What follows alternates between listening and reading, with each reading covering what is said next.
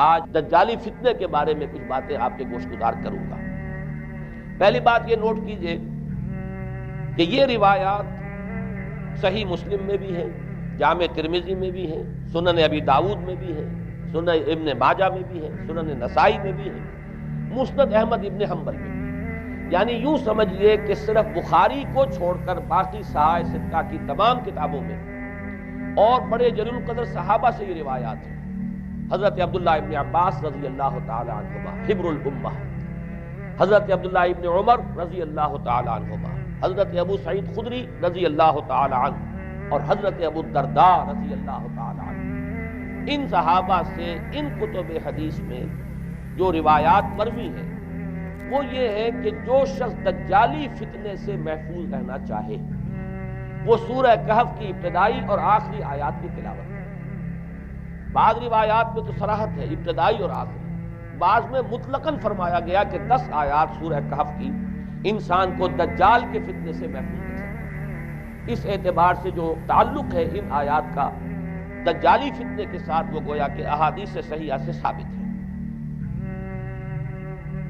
Number 2 بات جو اب میں عرض کرنا چاہتا ہوں وہ یہ ہے کہ احادیث نبویہ ہی سے دجالی فتنے کے بارے میں جو باتیں ہمیں معلوم ہوتی ہیں وہ کیا ہے، دجال کے کیا اوصاف ہوں گے، کیا خصائص ہوں گے، دجالی فتنے کے کیا مظاہر ہوں گے، کیا آثار ہوں گے، کیا اثرات ہوں گے۔ اس کی وضاحت میں پہلے تو ایک بات نوٹ کر لیجئے، ایک ہے دجالی فتنہ، ایک ہے ایک شخص معین المسیح الدجال، ان دونوں میں فرق ہے۔ معلوم ایسا ہوتا ہے کہ ایک تو شخص ہوگا جس کا ظہور ہوگا، وہ شخص معین ہوگا، اور اگر احادیث کا تتبع کیا جائے تو معلوم ہوتا ہے کہ وہ یہود کا کوئی بہت بڑا لیڈر ہوگا، اور آخری زمانے میں قریب قیامت کا جو زمانہ ہے، قرب قیامت کا، اس میں جو بڑی عظیم جنگیں ہونے والی ہیں ان میں جب یہودیوں اور مسلمانوں کا مقابلہ ہوگا اور بہت کریٹیکل سٹیج پر وہ مقابلہ پہنچا ہوا ہوگا، اس وقت حضرت مسیح علیہ السلام کا نزول ہوگا اور وہ دجال اکبر کو یا المسیح الدجال جسے کہا گیا ہے اس کو وہ قتل کرے۔ تو المسیح الدجال یہ تو ایک شخص معین ہے، البتہ دجالی فتنہ صرف ایک شخص معین کے ساتھ نہیں متعلق، بلکہ اس کے لیے جو احادیث آئی ہیں ان کا جب ہم تتبع کرتے ہیں، ان سب کو جب جمع کرتے ہیں تو معلوم ہوتا ہے کہ وہ ایک خاص کیفیت ہے، ایک خاص دور میں کچھ ایسی کیفیات پیدا ہو جائیں گی کہ جن کو دجالی فتنے سے تعبیر کیا گیا ہے۔ وہ کیفیات کیا ہیں، میں کچھ احادیث کے حوالے سے وہ میں نوٹ کر کے لایا ہوں، آج آپ کے سامنے رکھ رہا ہوں۔ پہلی بات یہ معلوم ہوتی ہے کہ اس دور میں، اس دجالی فتنے میں انسان کو جو قواعد طبعیہ ہیں، جو قدرت کی طاقتیں ہیں، کائناتی قوتیں ہیں، ان پر غیر معمولی غلبہ، اختیار حاصل ہو جائے گا، اور وہ دجال متصرف ہوگا ان تمام قواعد طبعیہ پر، بالکل ایسے انداز میں جیسے کبھی انبیاء کرام علیہ السلام کو اللہ تعالیٰ معجزے عطا فرمائے۔ وہ معجزے کہ جو اللہ تعالیٰ کے فضل و کرم سے اللہ کے رسولوں کو عطا ہوئے ہیں، گویا کہ وہ سب کی سب کیفیات ہیں کہ جو دجال کے بارے میں قرآن مجید یا احادیث نبویہ میں وارد ہوئی۔ مثلا پہلی بات یہ بتائی گئی کہ اس کے لیے فاصلہ بے معنی ہو کر رہ جائے گا، انتہائی تیز رفتاری ہوگی جو اسے حاصل ہوگی۔ چنانچہ الفاظ یہ ہے کالغیث استدبرت الريح، وہ ایک ایسے طوفان کے مانند جو ہے وہ سیلاب آئے گا کہ جیسے کوئی بہت زوردار آندھی جو ہے اس کے ساتھ طوفان آیا کرتا ہے۔ آپ سائیکلون کا تصور کیجئے کہ جس طریقے سے وہ ایک انتہائی تیز رفتار ہوا جو ہے وہ طوفان کو لے کر آتی ہے، اس طور سے وہ فتنہ پھیلے گا۔ ایک اور حدیث میں الفاظ ہے فَلَا تَدَعُ قَرْيَةً إِلَّا حَبِطَتْهَا فِي 40 لَيْلَةً، یہ مسلم شریف کی روایت ہے حضرت نواس بن سمعان رضی اللہ تعالیٰ عنہ۔ کوئی قریہ تک نہیں چھوڑے گا دنیا کی کوئی آبادی چھوٹی سی چھوٹی جس میں وہ نہیں پہنچ جائے گا 40 دن کے اندر اندر۔ یہ اس کی تیز رفتاری کا عالم ہوگا، گویا کہ میں تعبیر کر رہا ہوں اسے ان الفاظ سے کہ فاصلہ بے معنی ہو کر رہ جائے۔ اسی کے ضمن میں بعض اور روایات آئی ہیں۔ سواری جو ہے اس دجال کی اس کو گدھے سے تعبیر کیا گیا ہے، اس لیے کہ ظاہر بات ہے اس دور میں اور کسی شے کا اگر تذکرہ کیا جاتا ہوائی جہاز کا یا راکٹس کا تو وہ تو لوگوں کی سمجھ میں نہ آتا، اور پہلے انہیں ساری سائنس پڑھانی پڑتی تب وہ الفاظ استعمال کرتے، لہذا وہ اس کا خچر، اس کا جس پر سواری ہوتی ہے۔ لیکن اس کی تیز رفتاری کے لیے الفاظ آئے ہیں کہ اس کا ایک قدم اگر مکے میں ہوگا تو دوسرا قدم شام میں جا کر پڑے، اور الفاظ یہ آئے ہیں کہ اس کے دونوں کانوں کے درمیان فاصلہ جو ہے وہ 40 باع کا یعنی 80 ہاتھ کا ہوگا۔ بلکہ حضرت علی رضی اللہ تعالیٰ عنہ کے خطبے میں جو اس کا بیان ہوا ہے کہ اس کا ایک کان جو ہے وہ 30 ہاتھ لمبا کان ہوگا اس کا۔ ابھی ذرا یہ صرف احادیث آپ سنتے جائیے، پھر اس کے بارے میں ان سب کو جوڑ کر جو ہمیں نتیجہ نکالنا ہے اس پر گفتگو بعد میں ہوگی۔ اسی طرح آواز کا معاملہ کہ اس کی آواز چہار دانگ عالم میں بیک وقت سنی جائے گی۔ الفاظ یہ ہے ینادی بصوت لہو یسمع لہو ما بین الخافقین، وہ ایک ایسی آواز کے ساتھ پکارے گا کہ جسے مشرق و مغرب کے مابین رہنے والا ہر شخص سنے گا۔ اس کی آواز جو ہے گویا کہ وہ تمام فاصلوں کے جو پردے ہیں اس کے لیے وہ حائل نہیں رہیں گے، بلکہ یہ کہ اس کی آواز جو ہے پوری دنیا میں مشرق و مغرب میں بیک وقت سنائی دے گی۔ تیسری بات معلوم ہوتی ہے کہ علاج معالجہ وہ اس انتہا کو اور عمل جراحی اس انتہا کو پہنچ جائے گا۔ یہاں وہ الفاظ آئے ہیں جو قرآن مجید میں حضرت مسیح کے معجزات کے لیے آئے۔ حضرت مسیح کے الفاظ میں ابرئ الاکمہ والابرص، کہ میں مادر ذات اندھے کو اور جو کوڑھ کا مرض تو ان دونوں کو میں ٹھیک کر دیتا ہوں۔ حضرت مسیح علیہ السلام صرف ہاتھ پھیرتے تھے اور مادر ذات جو نابینا ہے، اندھا، بینائی اس کی آ جاتی تھی، اور کوڑھی جو ہے اس کے جسم پر ہاتھ پھیرتے تھے، اس کا کوڑھ درست ہو جاتا۔ ابرئ الاکمہ والابرص، وہی الفاظ آئے حدیث میں کہ دجال کو یہ قدرت حاصل ہو جائے۔ نمبر 2 یہ کہ وہ یحیی الموتى، جیسے کہ حضرت مسیح کے الفاظ ہیں وہ احیی الموتى، میں زندہ کرتا ہوں مردے کو۔ حضرت مسیح فرماتے تھے ایک مردے کو قم باذن اللہ، اور وہ کھڑا ہو جاتا تھا۔ بالکل اسی طریقے سے دجال کو بھی قدرت حاصل ہو جائے گی کہ وہ مردوں کو زندہ کرے گا۔ مزید وضاحت ایک حدیث میں یہ ہے کہ وہ ایک شخص کو آری کے ساتھ بیچ میں سے چیرے گا، 2 ٹکڑے کر دے گا، پھر سینے گا اور زندہ کر دے گا۔ معلوم یہ ہوا کہ علاج معالجے کا علم اور دوسرے یہ کہ جراحی کا علم جو ہے وہ اپنی ان بلندیوں کو پہنچے گا کہ اس حد تک انسان کی رسائی ہو جائے گی۔ چوتھی بات، اس کو زمین اور فضا پر اس قدر غلبہ حاصل ہو جائے گا۔ الفاظ یہ حدیث کے یامر السماء فتمطر، وہ آسمان کو حکم دے گا بارش برسا اور وہ بارش برسائے گا۔ والارض فتنبت، اور زمین کو حکم دے گا کہ فصلیں اگا اور وہ اگائے گی۔ ویمر بالخربۃ فیقول لها اخرجی کنوزک، اور وہ کسی ویرانے پر سے گزرے گا اور اسے حکم دے گا، ویران چٹیل میدان، اور حکم دے گا کہ اپنے خزانے نکال، اور فرمایا اس کا نتیجہ یہ نکلے گا فتتبعہ کنوزها، تو اس زمین کے جو خزانے ہیں وہ نکل کے اس کے ساتھ چلنے شروع ہو جائیں گے۔ زمین پر قدرت، فضا پر قدرت، بارش کا حکم ہوگا وہ بارش ہو جائے گی، آسمان بارش برسائے گا، زمین اپنے خزانے اگل دے گی۔ 5ویں بات، وَيُبْعَثُ مَعَهُ الشَّيَاطِينُ عَلَى صُورَةِ مَن مَاتَ، اس کے ساتھ کچھ ایسے شیاطین مبعوث ہوں گے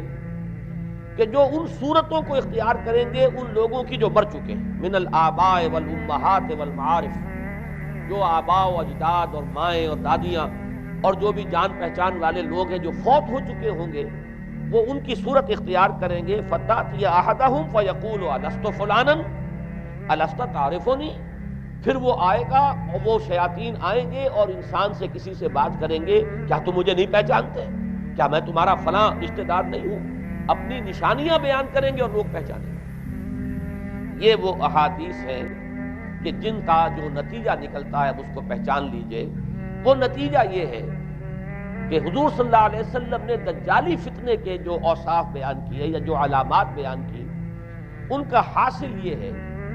کہ سائنس اور ٹیکنالوجی کی وہ بلندیاں انسان کو حاصل ہو جائیں گی کہ جو چیزیں کبھی رسولوں کے معجزوں سے ظہور پذیر ہوتی تھی، وہ قوانین طبیعہ پر تصرف کے باعث خود انسان کرنے لگے گا۔ یہ ہے در حقیقت حاصل۔ چنانچہ آج آپ دیکھیے وہ جو اس کا گدھا ہے وہ ہمارے آج کل کے ہوائی جہاز ہے، اور آپ کو معلوم ہے کہ یہ رڈار جو ہیں ان کے ہوائی جہازوں کے، یہ بالکل اینڈز پر ہوتے ہیں ان کے بازوؤں پر، اور یہی ان کے کان ہیں، انہی سے انہیں وہ معلومات حاصل ہوتی ہیں۔ خود ان کی لمبائی چوڑائی جو ہے وہ کتنی ہے، اور پھر یہ کہ ان کے درمیان فصل جو ہے وہ 80 ہاتھ کا یا 40 باع کا وہ موجود ہے، اور جہاز کی ایک اڑان اب تو کہیں بات پہنچ گئی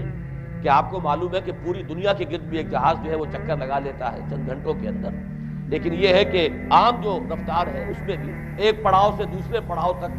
ایک جگہ سے جس کو ہاپ کرنا کہتے ہیں، یہ بھی کم سے کم 500-700 میل کا عام طور پر سفر جو ہے وہ جہاز طے کر رہا ہے۔ اسی طریقے سے ہماری جو سائنس کی، خاص طور پر جو طبی سائنس ہے، اب اس میں جس طریقے سے کہ زندہ رکھا جاتا ہے انسانوں کو، اور وہ ویجیٹیبل چاہے کہا گیا ہے ان کو ہیومن ویجیٹیبلز، لیکن یہ کہ دل کی دھڑکن بھی چلائے جا رہے ہیں، خوراک بھی پہنچا رہے ہیں،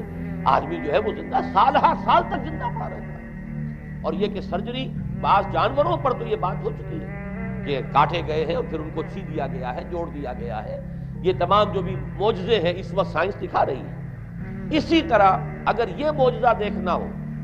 کہ زمین لق و دق زمین، جہاں کہیں کوئی آثار نہیں تھے کسی ایک پتے تک کے اگنے کے،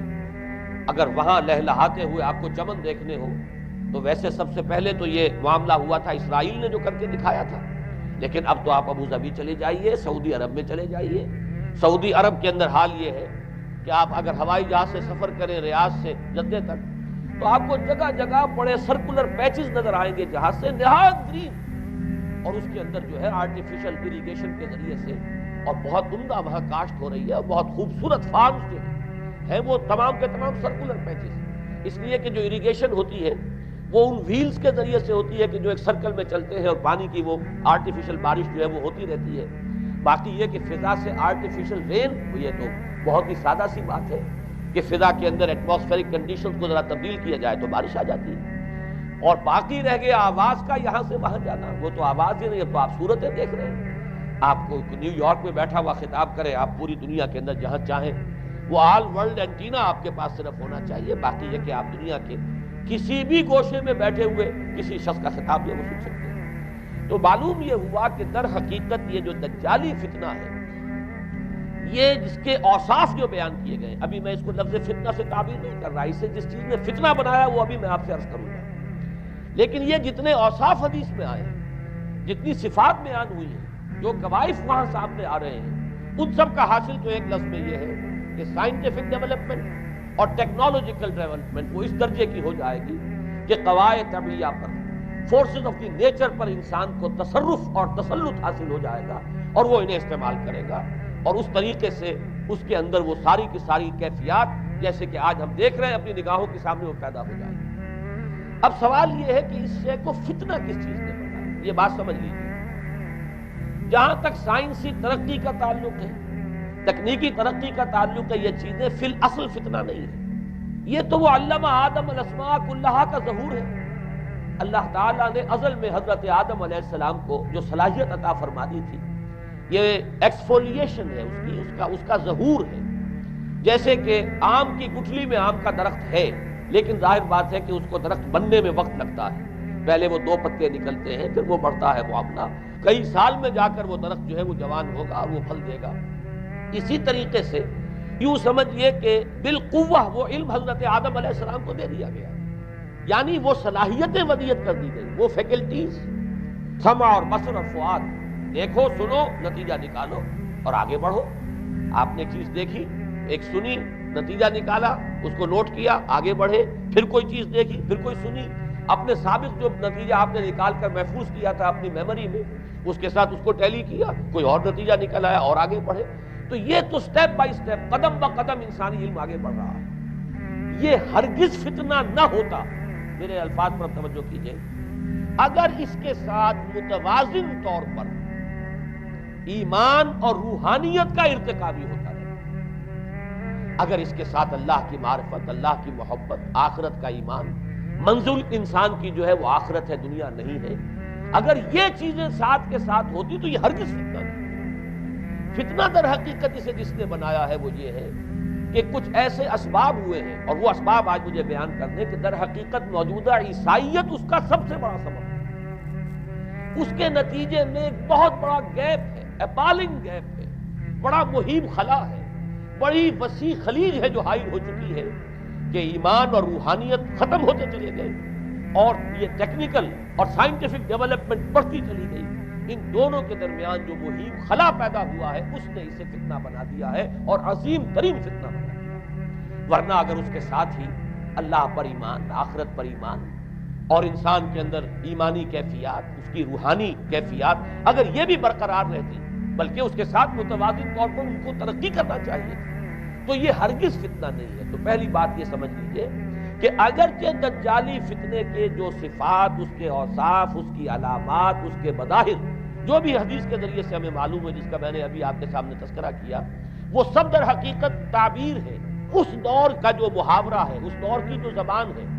اس دور میں جن الفاظ سے گفتگو کی جا سکتی تھی، اس دور کے ایڈیم میں آج کی جو سائنٹیفک اور ٹیکنالوجیکل ترقی ہے، گویا کہ اس کی تعبیر کی گئی ہے کہ وہ دجالی فتنہ ہوگا۔ لیکن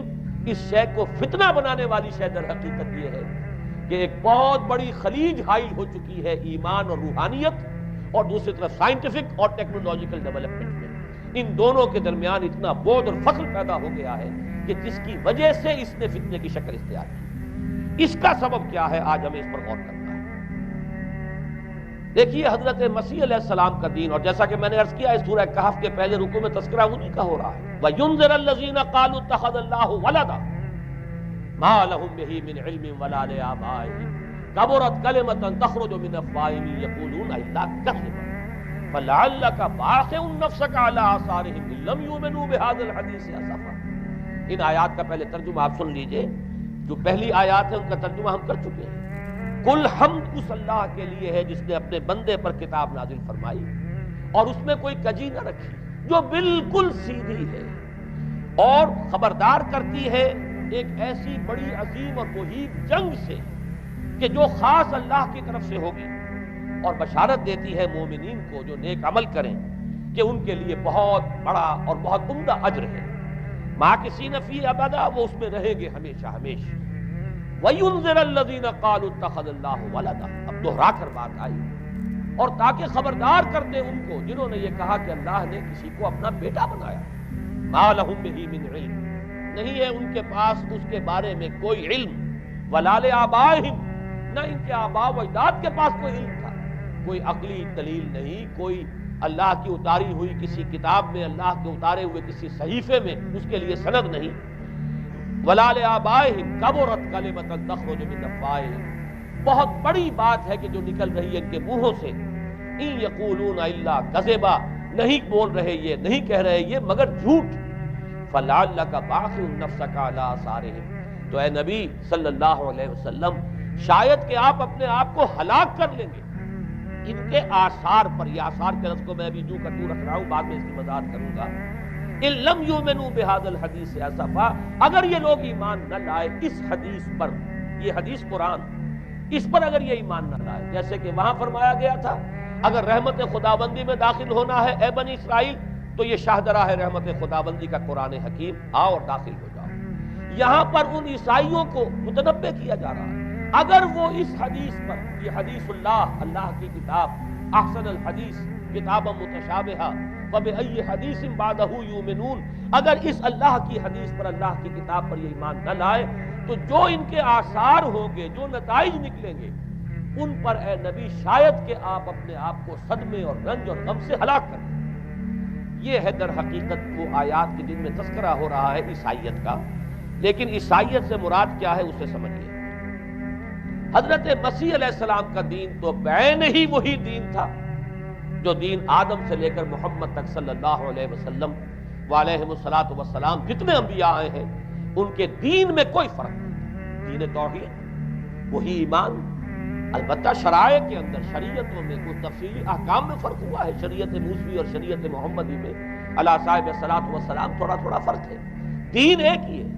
شرع لکم من الدین ما وصی بہ نوحا والذی اوحینا الیک وما وصینا بہ ابراہیم وموسیٰ وعیسیٰ، دین میں تو ہم نے وہی شے تمہارے لیے بھی معین کی ہے مسلمانوں، کہ جس کی کہ ہم نے نوح کو وصیت کی تھی اور جس کی کہ ابراہیم کو اور موسیٰ کو اور عیسیٰ کو وصیت کی، دین ایک ہے، ان الدین عند اللہ الاسلام۔ تو دین مسیحی بھی وہی تھا بعین ہی جو دین محمدی ہے اور دین موسوی ہے صلی اللہ علیہ وسلم علیہ الصلوۃ والسلام۔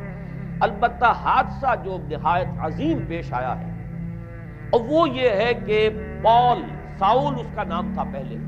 جس نے کہ اپنی زندگی میں حضرت مسیح علیہ السلام جب تک موجود تھے دنیا میں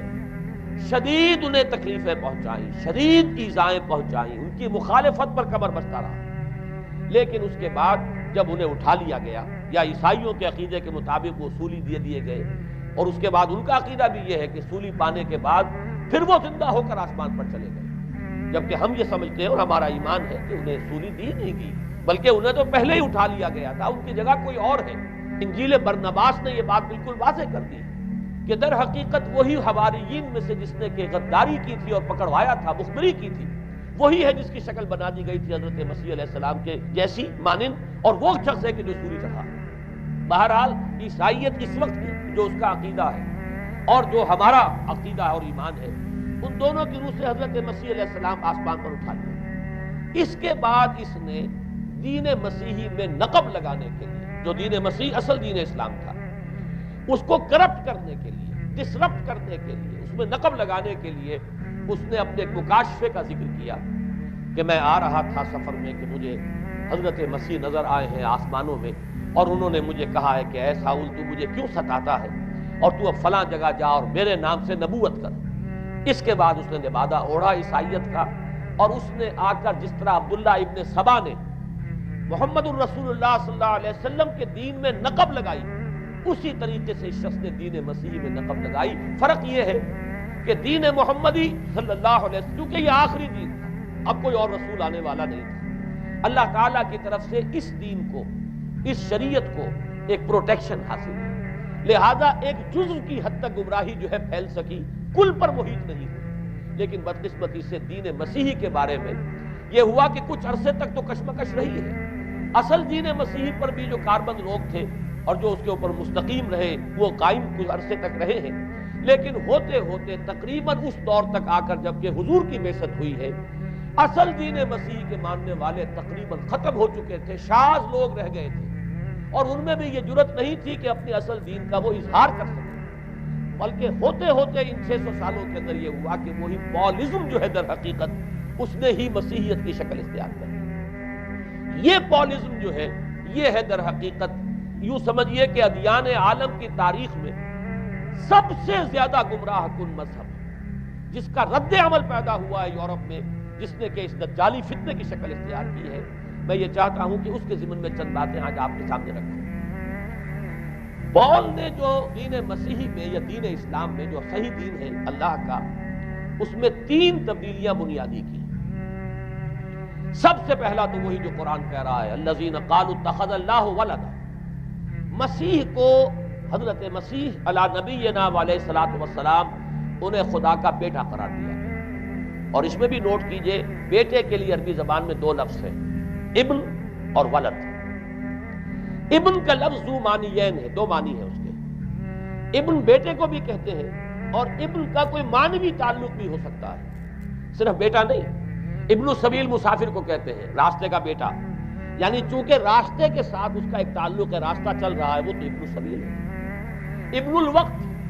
وقت کا بیٹا، وہ وقت کا بیٹا اس معنی میں نہیں ہے، بلکہ یہ ہے کہ جو ہر وقت جو ہے حالات کے مطابق گرگٹ کی طرح اپنا رنگ بدلتا چلا جائے، چلو تم ادھر کو ہوا ہو جدھر کی، وہ ابن الوقت ہے۔ تو ابن الوقت اسی طریقے سے جو میں نے دوسری مثال دی ہے، ان کو اگر آپ سامنے رکھیں گے تو معلوم یہ ہوا کہ ابن کے تو دونوں معنی ہو سکتے ہیں، لیکن ولد یہ بالکل مخصوص ہے، اولاد کے معنی میں ولد، یہ تو گویا کہ صلبی اولاد۔ اور عیسائیت وہ ہے مذہب کہ جس نے کہ بدترین شرک کی صورت اختیار کی ہے، اور ان کے ہاں عقیدے میں یہ الفاظ ہیں کہ مسیح اللہ کا، خدا کا صلبی بیٹا ہے، تاکہ کوئی شک نہ رہ جائے کہ کوئی اور نسبت ہے جسے ابن سے تعبیر کیا گیا، کوئی اور تعلق ہے جس کے لیے یہ لفظ اختیار کیا گیا، صلبی کا لفظ استعمال کیا گیا ہے کہ یہ خدا کا صلبی بیٹا ہے۔ اور یوں سمجھیے اب اس کا جو نتیجہ نکلا کہ بیٹا اگر کسی کا ہے تو ظاہر بات ہے کہ وہ ہم جنس ہے، ہم نوع ہے اپنے باپ کا۔ انسان کا بیٹا انسان ہوگا، سید زادہ جو ہے سید کا بیٹا سید ہوگا، مغل کا بیٹا مغل ہوگا، گھوڑے کا بیٹا گھوڑا ہوگا، گدھے کا بیٹا گدھا ہوگا۔ معلوم یہ ہوا کہ بعین ہی جو کچھ باپ ہوتا ہے وہی بیٹا ہوگا۔ لہذا اس لفظ نے در حقیقت شرک کی بدترین صورت اختیار کی کہ بالکل اللہ کے برابر، اللہ کا ہم نوع، گویا کہ بدترین شرک جو ہے شرک فی الذات ہے، اور شرک فی الذات کی بدترین صورت یہ ہے کہ جو عیسائیت میں آئی ہے کہ حضرت مسیح علیہ السلام کو اللہ کا صلبی بیٹا قرار دیا گیا۔ اب اس کے نتیجے میں چونکہ ظاہر بات ہے کہ آخر بائبل بھی موجود تھی، اس بائبل کو ایک دم کیسے ختم کر دیتا سینٹ پال کہیں یا بہرحال میں تو لفظ سینٹ اس کے ساتھ استعمال نہیں کرنا چاہتا، لیکن چونکہ ہمیں یہ ہدایت ہے قرآن مجید کی بھی کہ جو باطل معبود بنا لیے جاتے ہیں انہیں بھی ہم کو ان کے لیے توہین والے الفاظ استعمال نہ کریں، لہذا میں یہ لفظ استعمال کر رہا ہوں، ورنہ جی تو چاہتا ہے کہ کوئی اور لفظ اس کے لیے استعمال کیا جائے۔ لیکن جو بھی اس وقت دنیا میں اس کا معروف نام ہے سینٹ پال، تو اس نے چونکہ ظاہر بات ہے کہ پوری بائبل کو کیسے ختم کر دیتا، ایک دم تورات کو کیسے ختم کر دیتا؟ تورات تو آج تک چلی آ رہی ہے بائبل کے ساتھ ملی، یہ اولڈ ٹیسٹمنٹ یہ نیو ٹیسٹمنٹ یہ دونوں مل کر بائبل بنتی ہے، لہذا اب گورکھ دھندا بنانا پڑا انہیں، وہ تثلیث والا گورکھ دھندا، 3 میں 1 1 میں 3، توحید بھی ہے تثلیث بھی ہے، 3 میں 1 1 میں 3، اور یہ وہ شے ہے کہ جس نے عقیدے کا تعلق عقل سے منقطع کر دیا۔ اس لیے سمجھ میں آنے والی بات ہے، 3 میں 1 1 میں 3 ایک گورکھ دھندا ہے۔ نتیجہ انہوں نے یہ نکالا کہ ڈوگما در حقیقت اس کا عقل سے کوئی تعلق نہیں، ڈوگما بس عقیدہ ہے، اور اس عقیدے ہی کے اوپر سارے دین کی بنیاد ہے، باقی وہ عقل میں آئے نہ آئے، عقل کے لیے قابل قبول ہو یا نہ ہو۔ یہ بات اچھی طرح سمجھ لیجئے کہ اگرچہ ہمارے ہاں بھی ہم بھی یہ بات کہتے ہیں کہ بہت سے حقائق جو ہے کائنات کے وہ ایسے ہیں کہ جن تک عقل کی رسائی نہیں، اس کے لیے ہم مجبور ہیں، محتاج ہیں وحی کی ہدایت کے، لیکن 2 چیزوں میں فرق کیجئے، ایک ہے عقل سے ماوراء ہونا اور ایک ہے عقل کے خلاف ہونا، ان دونوں چیزوں میں زمین و آسمان کا فرق ہے۔ ایک وہ حقائق ہے کہ جو عقل از خود ان تک رسائی حاصل نہیں کر سکتے، لیکن جب وہ سامنے آتے ہیں تو عقل تسلیم کرتی ہے کہ ہاں یہ بات سمجھ میں آتی ہے۔ ایک وہ چیزیں ہیں کہ جن کو عقل تسلیم نہیں کرتی، تو ایک ہے مخالف عقل، ایک ہے ورائے عقل، ان دونوں میں زمین و آسمان کا فرق ہے۔ ہمارے دین میں تو عقل کو اپیل کیا گیا ہے، لعلکم تعقلون، لعلہم یعقلون، اولو الالباب الذین یعقلون۔ اب ظاہر بات ہے کہ عقل کو ہاتھو برہانکم ان کنتم صادقین، لاؤ دلیل اپنی، تو دلیل سے عقل سے اپیل کی گئی، اور اس میں وہ رشتہ جو میں نے کئی مرتبہ بیان کیا علامہ اقبال کے اشعار کے حوالے سے کہ عقل کو آستاں سے دور نہیں، اس کی قسمت میں پر حضور نہیں، اور گزر جا عقل سے آگے کہ یہ نور چراغ راہ ہے، منزل نہیں، منزل تک تو عقل نہیں پہنچائے گی لیکن راستہ تو دکھاتی ہے، اور جب کہ وحی کی روشنی سامنے آتی ہے تو عقل اس کی تصدیق کرتی ہے۔ یہ ہے ہمارا موقف اور یہ ہے عقلی معقول موقف۔ لیکن عیسائیت نے، بلکہ کہنا چاہیے پالزم نے، مجھے یہاں پر لفظ عیسائیت اب استعمال کرنا نہیں چاہیے اس لیے کہ حضرت عیسیٰ سے اب اس کی نسبت نہیں رہی، حضرت عیسیٰ سے اس کی نسبت جو ہے یہ مس نومر ہے، یہ غلط نام ہے۔ دی 100 کا مصنف جو ہے ڈاکٹر مائیکل ہارٹ، اس نے یہ بہت بڑی بات کہی، اس نے کہا در حقیقت موجودہ جو عیسائیت ہے اسے پالزم کہنا چاہیے، یہ پالزم ہے، کرسچینٹی نہیں ہے، اس لیے کہ در حقیقت حضرت مسیح علیہ السلام کی تعلیم جب تک وہ دنیا میں تھے وہ یہ نہیں تھی کہ جو پال نے دی، البتہ اس نے پال کو بہت بڑا شخص مانا، اس میں کوئی شک نہیں، اس لیے کہ اس نے تاریخ کے ایک دھارے کا جو ہے وہ رخ موڑ دیا ہے، اللہ تعالیٰ کے صحیح دین کو گویا کہ قلع قمع کر کے ایک نیا دین اس طریقے سے پھیلایا ہے کہ آج بھی شاید دنیا میں کثیر ترین تعداد عیسائیت ہی کے نام لیواؤں کی ہے، واللہ عالم، یا شاید گوتم بدھ کے ماننے والوں کی ہے، بہرحال یہ کہ بہت بڑی تعداد میں آج حضرت مسیح علیہ السلام کی طرف جو منسوب ہے غلط طور پر دین، اس کے نام لیوا دنیا میں ہے۔ اس اعتبار سے وہ یقیناً اس کا تو حق لگتا ہے کہ اس کا نام بھی اس کتاب میں آئے کہ جس نے تاریخ کے اوپر اثرات اپنے پیدا کیے، اور حضرت مسیح علیہ السلام جب تک دنیا میں تھے عیسائیت کی حقیقت بنی اسرائیل یا یہودیت کے ایک فرقے سے زیادہ نہیں تھی، ڈیٹیچ نہیں ہوا تھا یہ دین حضرت موسیٰ علیہ السلام کے دین سے، لیکن یہ کہ پال نے اسے بالکل ایک مستقل بذات ایک جدا گانا دین کی شکل دے دی ہے، تو یہ پالزم ہے۔ پالزم نے در حقیقت سب سے پہلا کام یہ کیا کہ عقل سے بالکل تعلق منقطع کر دیا، عقیدہ ڈوگما جو ہے وہ خلاف عقل، جو بات عقل میں آئے نہ آئے بس مان لی۔ تو پہلی تو یوں سمجھیے کہ نقب جو لگی ہے دین کے اندر وہ اس تثلیث کے حوالے سے، اور تثلیث کا گورکھ دھندا خلاف عقل، لہذا ڈوگما کی جو کا لفظ جو استعمال ہوا ہے کہ بس اس کو تو ہم مانیں گے چاہے وہ عقل کے لیے قابل قبول ہو یا نہ ہو۔ دوسرا اس سے بھی زیادہ آپ دیکھیے ایک سے ایک بڑھ کر اینٹ رکھی جا رہی ہے، خشت اول چون حد میں مار کج تاثریہ امیر امد دیوار کج۔ دوسرا کفارے کا عقیدہ جو مبنی ہے صلیب کے عقیدے پر، مسیح نے انتہائی ذلت کی موت، یعنی صلیب کی موت جو ہے وہ خود کہتے ہیں کہ انتہائی ذلت کی موت. یہ ذلت کی موت کا پیالہ اس لیے پیا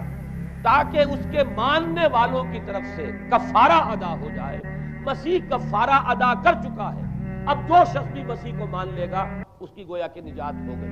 اس کا عمل سے کوئی تعلق، عمل ہو نہ ہو، بد کردار ہو، اچھا کردار والا ہو، نیک ہو، بھلا ہو، جیسا بھی ہو، برا ہو، بدماش ہو، لچا ہو، لفنگا ہو، مسیح کو مان لے. صرف ماننے پر، اس لیے کہ مسیح کو اس کی طرف سے کفارہ پیش کرتے ہیں. سارے گناہوں کا کفارہ جو ہے مسیح نے انتہائی ذلت آمیز موت جو ہے قبول کر کے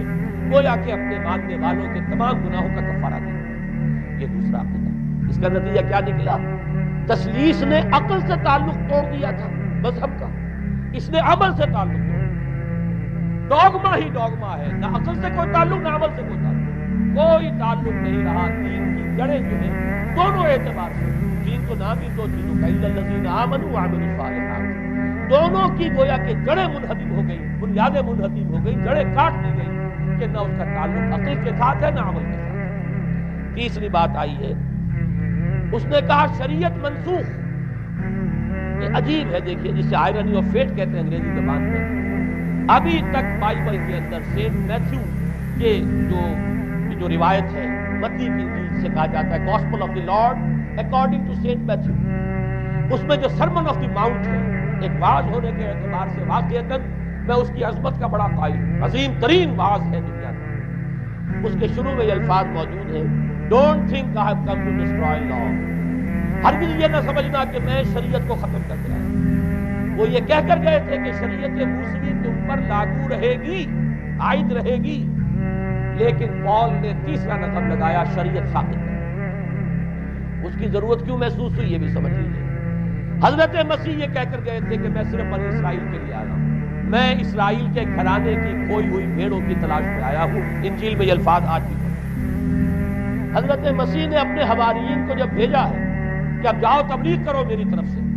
اس کی ہدایتوں میں ایک ہدایت یہ بھی ہے کہ تمہیں صرف اسرائیلیوں تک تبلیغ کرنی ہے، باہر نہیں. میں صرف اسرائیلیوں کی طرف رسول بنا کر بھیجا گیا. یہ الفاظ بھی موجود ہیں. اگرچہ اس وقت کے انجیل میں جو الفاظ ہیں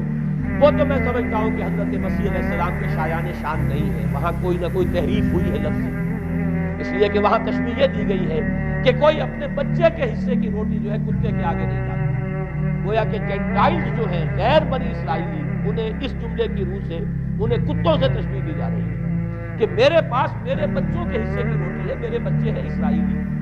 میری روٹی جو ہے یہ جو میرے پاس ہے وہ اسرائیلیوں کے لیے ہے. کوئی اپنے بچوں کے حصے کی روٹی کتے کو نہیں کھلاتا. یہ جملہ تو میں سمجھتا ہوں حضرت مسیح کا نہیں ہو سکتا، لیکن یہ ہدایت کہ تمہیں تبلیغ صرف اسرائیلیوں میں کرنی ہے یہ قرآن مجید کی روح سے ثابت ہے. اس لیے کہ قرآن بھی یہ کہتا ہے کہ رسولا الی بنی اسرائیل، حضرت مسیح علیہ السلام رسول بنا کر بھیجے گئے تھے بنی اسرائیل کی طرف. اس لیے کہ وہ یہ سمجھیے کہ جسے ہمارے ہاں عام اصطلاحات میں علماء کہا کرتے ہیں تاج و تخت ختم نبوت، وہ تاج و تخت ختم نبوت تو ابھی منتظر تھا محمد رسول اللہ صلی اللہ علیہ وسلم کی آمد کا کہ وہی آئیں گے تو انہی کی بعثت ہوگی پوری نوع انسانی کی طرف. آپ سے پہلے کسی رسول کی بعثت پوری نوع انسانی کی طرف نہیں ہوئی بشمول حضرت مسیح علیہ السلام. ہر جو ہے رسول جو آیا ہے آپ سے پہلے اپنی اپنی قوموں کی طرف آیا. لیکن اس پال نے کیا کیا؟ پہلے تو یہ اصول توڑا. ہم اس دین مسیحی کی یا جو پالزم ہے اس کی اب تبلیغ کریں گے غیر اسرائیلیوں میں، وہاں انہیں دقت پیش آئی. شریعت موسوی بڑی بھاری شریعت ہے. اب وہ بھاری شریعت جو ہے اس کو قبول کرنا تو لوگوں کے لیے آسان نہیں. انہوں نے یہ کیا کہ یہ شریعت تم پر ثابت، شریعت کا بوجھ تم پر نہیں، برڈن آف لا یہ تمہاری لیے. اور میں یہاں مثال دے دینا چاہتا ہوں، میں نے ہی تاریخ نے اپنے آپ کو دہرایا ہے. عبداللہ ابن سبا نے جو فتنہ شروع کیا تھا ہمارے ہاں، ہماری تاریخ میں جو اس کے اثرات پھر پیدا ہوئے ہیں ان میں سے ایک جو ہے وہ شکل وہ اسماعیلیت والی ہے کہ اسماعیلیت نے بھی بعین ہی یہی شکل اختیار کی ہے. ہندوستان میں آ کر جب اسماعیلی داعیوں نے جب تبلیغ کی ہے تو شریعت ثابت کر دی. آج آپ کو جو اسماعیلی ملیں گے ان کے ہاں کوئی شریعت نہیں ہے، کوئی نماز نہیں، مسجد ان کی ہوتی ہے، جماعت خانہ ہوتا ہے، وہ کلب گھر ہے، آتے ہیں جمع ہوتے ہیں کھانا کھاتے ہیں، اللہ اللہ خیر صلی اللہ کو باتیں چیتیں کرتے ہیں. ان کے اوپر شریعت ہے ہی نہیں، نہ روزہ ہے نہ نماز ہے. اور میں نہیں وہی جو اختیارات میں ابھی آپ کو بتاؤں گا کہ جو پوپ کے ہیں وہی ان کے امام حاضر کے اختیارات. بہرحال تیسری نقب جو میں نے عرض کیا آپ سے وہ یہ تھی کہ شریعت منسوخ، اس کا نتیجہ کیا نکلا؟ اب دیکھیے ذرا غور کیجیے، ایک بہت بڑا خلا پیدا ہو گیا. وہ خلا کون پر کرے گا؟ شریعت کے بارے میں سارے اختیارات اب پوپ کے ہاتھ میں. وہ جس چیز کو چاہے حلال کر دے، جس چیز کو چاہے حرام کر دے، جس چیز کو چاہے قرار دے دے کہ یہ ممنوع ہے، جس چیز کی چاہے اجازت دے دے. اس لیے کہ اب شریعت تو نہیں، خلا ہے، اس میں سوالات تو پیدا ہو گئے، یہ کام کیا جائے یا نہ کیا جائے، کون کرے گا؟ تو جب شریعت ختم ہوئی تو سارا اختیار پوپ کے ہاتھ میں آ گیا. یہ میں بعد میں ذرا اور تفصیل سے بتاؤں گا کہ کیسے کیسے اختیارات پھر مذہبی طبقے کے ہاتھ میں آئے ہیں. اس کے نتیجے میں تاریخ انسانی میں ورسٹ فارم آف تھیوکریسی پیدا ہوئی. تھیوکریسی کسے کہتے ہیں؟ جو آج کی اصطلاح میں گالی تھیوکریسی. قائد اعظم کے جملے آپ نے کئی پڑھے ہوں گے، اسلام میں کوئی تھیوکریسی نہیں، مذہبی طبقے کی حکومت نہیں اسلام، اور 100% درست ہے. تھیوکریسی کہتے ہیں مذہبی حلقے کی، مذہبی طبقے کی حکومت، اس کے ہاتھ میں اختیارات ہیں. اور قرآن مجید میں اسی وجہ سے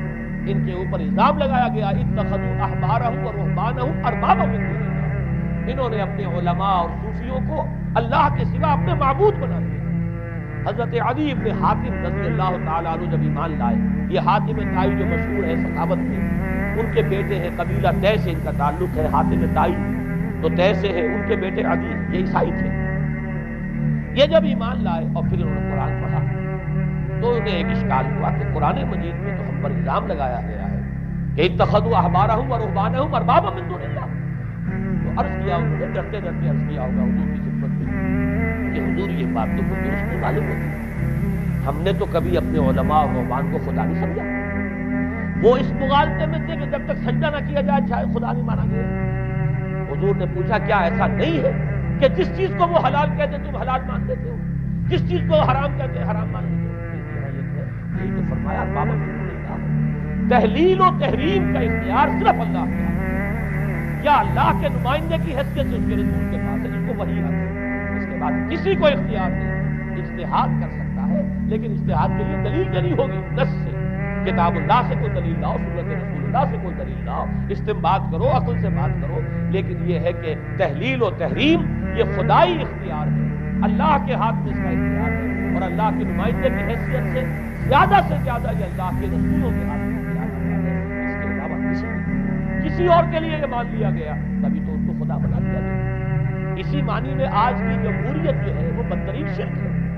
کہ یہاں یہ تسلیم کیا جاتا ہے کہ ساورنٹی جو ہے وہ عوام کی ہے. ساورنٹی آف دی پیپل کیا مانی ہے کہ عوام کے نمائندے جو چاہے قانون بنا دیں، جس چیز کو چاہے حلال ٹھہرائیں، جس چیز کو چاہے حرام ٹھہرائیں. ان کے پاس عزت و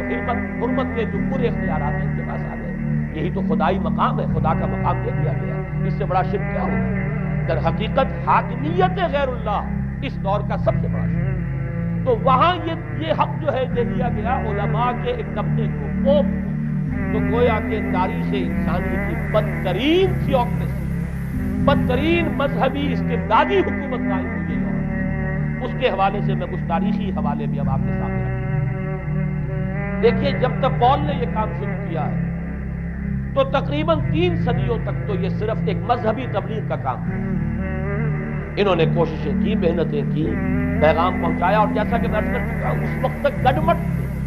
پال کے ماننے والے بھی تھے اور حضرت مسیح کے جو اصل صحابہ تھے جو ان کے حواریین تھے ان کے ماننے والے بھی تھے. لہذا کشمکش ان کے اندر بھی چل رہی تھی. لیکن ظاہر بات ہے کہ حضرت مسیح کے اصل حواریین وہ تو اول تو یہ کہ اپنی گفتگو رکھ رہے تھے محدود بنی اسرائیل تک. نمبر 2 یہ کہ انہوں نے تو شریعت کو ثابت نہیں مانا. جنگل کی آگ کی طرح جو مسیحیت پھیلی ہے وہ پالیزم والی ہے، اس لیے کہ اس میں تو کوئی شریعت کا کوئی بوجھ نہیں، کوئی حلال نہیں، کوئی حرام نہیں، کوئی نماز نہیں، کوئی روزہ نہیں. لہذا یہ تیزی کے ساتھ ہے. اور 300 برس تک تو ایک کشمکش جو ہے جاری رہی. انہوں نے تبلیغیں کی، مصائب جھیلے، کشمکش اندر بھی چلی باہر بھی چلی. لیکن اس کے بعد قیصر روم کانسٹنٹائن، قسطنطین جسے کہتے ہیں، جس کا یہ قسطنطنیہ ہے، کانسٹنٹائن، اس نے یہ محسوس کیا بالکل اکبر کی طرح، جیسے اکبر نے محسوس کیا تھا کہ میری مملکت کے اندر یہ مذہبی تصادم جو ہے یہ سب سے بڑی یوں سمجھیے کہ انسٹیبلٹی کا سبب ہے. لہذا ان تمام مذہبوں کو ایک ہاون دستے میں ڈال کے کوٹ پیس کر ایک بناؤ، وہ جو دین اکبری یا دین الہی جو اس نے کیا تھا اس سیاسی مصلحت کی وجہ سے کہ یہ ہندو مسلم تصادم اور دوسرے مذاہب کا ٹکراؤ جو ہے وہ ہندوستان کو ایک سیاسی وحدت اور ایک اپنی سیاسی عظمت کی طرف پیش قدمی کرنے کا جو راستہ ہے اختیار کرنے سے روکتا ہے، لہذا یہ کام کیا جائے۔ یہی کچھ اس نے جب دیکھا بڑی کشمکش چل رہی ہے، اس نے خود عیسائیت کون سی اختیار کی؟ پالیزم والی۔ ظاہر بات ہے اس کے لیے بھی اصل عیسائیت اختیار کرنا جو مشکل تھا، پالیزم والی۔ اور اس کے بعد یہ اب اسٹیٹ کی جو مشینری تھی، جو طاقت تھا، جو دباؤ تھا، اس کے حوالے سے اب یہ مسیحیت جو ہے پورے رومن امپائر کے اندر اب یہ بڑی تیزی کے ساتھ جس کو کہنا چاہیے اس کا انتظام قائم ہوا، اور جو مذہبی طبقہ تھا اس کا اقتدار مستحکم۔ اس کے باوجود 200 برس اور گزرے۔ یونان چونکہ بہت بڑا مرکز تھا علم کا، فلسفے کا، سائنس کا، حکمت کا، آپ کو معلوم ہے یہ تمام ارسطو ہو، افلاطون ہو، یہ سب یونان کے ہیں، ارشمیدس ہو، یہ تمام کے تمام جو بھی ہے، تو سائنس اور فلسفہ دونوں اس کا گہوارہ یونان تھا۔ یونانی حکماء اعتراض کرتے تھے، لہذا سن 529 اس کو نوٹ کریں، جسٹینین ایک قیصر تھا، اب قسطنطین کے 200 برس بعد اس نے اپنی پوری مملکت میں فلسفہ اور سائنس کی تعلیم حرام قرار دی۔ کوئی نہ فلسفہ پڑھ سکے گا نہ سائنس، جو فلسفہ پڑھے گا اس کو مرتد قرار دیا جائے اور زندہ آگ میں جلا دیا جائے۔ انکوزیشن کورٹس قائم ہوئی، وہ صرف مذہبی عدالتیں اس لیے قائم ہوتی تھی کہ جس کے بارے میں معلوم ہو جائے کہ یہ فلسفہ پڑھتا ہے یا یہ سائنس پڑھتا ہے، اس لیے کہ فلسفہ اور سائنس دونوں جڑ کاٹتے ہیں اس ڈوگما کی۔ وہ ڈوگما جو پالیزم والا ڈوگما ہے، اس کی جڑ کھودنے والی ہے دونوں چیزیں، اور چونکہ وہ دونوں عقل کو اپیل کرتی ہیں، یہ ڈوگما عقل کے متضاد ہے، لہذا مذہب کا تحفظ اسی طرح ہو سکتا ہے کہ اب ان دونوں کو بالکل ممنوع قرار دے دیا جائے۔ یوں سمجھیے کہ تقریباً 1000 برس تک یورپ نے، جو سب سے بڑی بات ہے،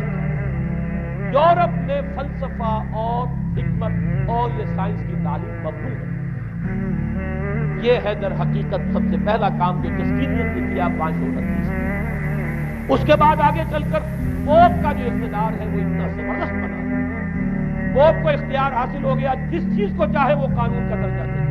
اس لیے کہ شریعت جو ہے خلا پوپ کون کرے گا؟ پوپ کو اختیار حاصل ہو گیا، وہ جس کے گناہ چاہے معاف کرے۔ اب دیکھیے اگرچہ ویسے تو گناہ پہلے ہی معاف ہو گئے کہ جس نے مسیح کو مان لیا گناہ تو معاف ہو گیا کہ اس کے سب، لیکن یہ کہ پھر بھی ایک خلش رہ جاتی ہے انسان کے دل میں، کیونکہ ایک اخلاقی حص انسان کے اندر اللہ نے پیدا کی ہوئی ہے۔ جب کوئی شخص کرتا ہے، کوئی بدکاری کرتا ہے، کوئی چوری کرتا ہے، ڈاکہ ڈالتا ہے، تو وہ جو ایک کانشنس ہے، وہ جو پرک کرتا ہے، اس کو بھی ختم کرنے کے لیے اگر پوپ یا کارڈینل یا اس کے کسی نمائندے کے سامنے جا کر اعتراف گناہ کر دو اور کچھ اس کی مٹھی گرم کرو، کچھ ہدیہ پیش کرو، تو توبہ نامہ، معافی نامہ تمہیں دے دیا جائے گا، اور وہ جو چیز ہے وہ تمہارے لیے سند ہے کہ کوئی تم سے بات کر تمہارے گناہ کے لیے۔ پھر ان کی قیمتیں تھیں،